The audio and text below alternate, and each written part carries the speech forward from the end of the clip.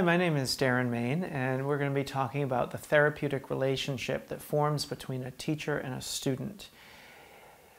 To understand the therapeutic relationship, we need to understand the dynamics that happen way back when you were an infant and a child and completely dependent on your parents for everything. When you were born, you had needs, and lots of them. You pooped, you peed, you needed food, you needed someone to hold you when you were crying. If you had an ear infection, you needed someone to take you to the doctor. You would call out, and hopefully your mother, your father, or whoever your caregiver was would respond to that need quickly and appropriately, fulfilling that need whenever possible, comforting you, and you knew that your needs were being met. Now, some people's parents did a really good job of this, and other people's parents or caregivers did a terrible job of this. But even the best parents failed from time to time to meet those needs or to respond in a really quick, timely manner so that you felt like somebody's hearing me. And for all the times that your caregivers as a child didn't respond in a timely manner or in an appropriate way, you learned habits and patterns that you brought into your adult relationships. So as adults, we take on different roles. This is based on a form of psychology called Transactional Analysis. And the idea is pretty simple. It's that in any situation, in any relationship, in any moment, you take on the role of an adult, a parent, or a child. And the person you're interacting with or transacting with also takes on the role of an adult, a parent, or a child. In most relationships, say your romantic partner, it's sort of a give and take.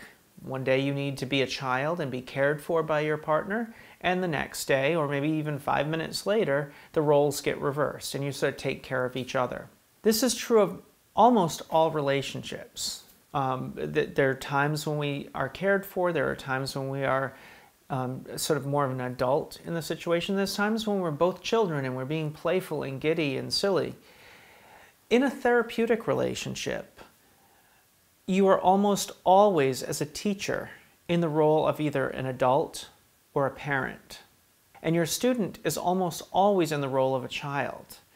And the interaction between you and your student is one of you sort of picking up the slack where their parent or parents or caregivers may have dropped the ball. This is true whether you're on the psychotherapist's couch, in the doctor's office, on the massage table, or on the yoga mat. So when we work with our students, we need to be really mindful that they take on a very vulnerable role where they look to you for support and nurturance and kindness and to have their needs met. It is not a place where we as teachers go to get our needs met. It's where we go to meet the needs of our students, to answer their calls for help. Maybe that's an injury in their body. Maybe it's the emotions that come up as a result of the practice. Maybe it's the stress that they have to deal with in their life and they just need a refuge from the craziness of their life. It is not our place to go and say, hey, I had a really rough day, let me tell you about it. It is our place to go find other places. Go to our own yoga class, find our own yoga teacher.